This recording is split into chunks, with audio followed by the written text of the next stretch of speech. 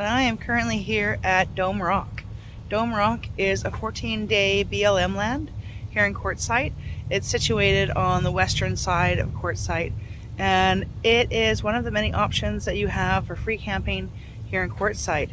It is currently peak season here in Quartzsite. I wanted to pop the drone up and give you a look at what peak season can look like here in Quartzsite. So this is one of my many stops for the day, and it is Dome Rock BLM land. So I hope you enjoy. All right, maybe if you're here, you can spot your rig.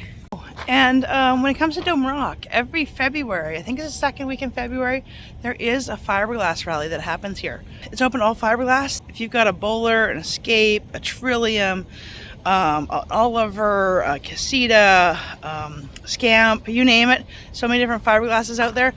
They will all meet here usually the second week in February, and this part of the BLM land will just be scattered with little white, predominantly white eggs. We call them eggs. And we've attended the last 2 or 3 years, and we absolutely love it. It's really cute. But yeah, there's a fiberglass rally here every year in Dome Rock. There is a Facebook group for it. If you have fiberglass and you're interested in joining, I'll post a link in the description below. I believe it's called Fiberglass RV. Anyways, I'll post a link below, and I'll put a little thing here where it'll say exactly what it's called. I'm drawing a complete blank now. It's been a long week. But Fiberglass Rally in Dome Rock every February, and it's a lot of fun. It's really cool to meet other Fiberglass Rally people.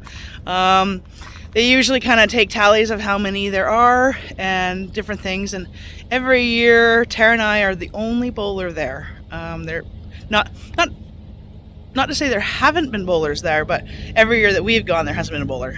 I believe bowlers have been there in the past, but in the years that we either didn't know about it or didn't attend.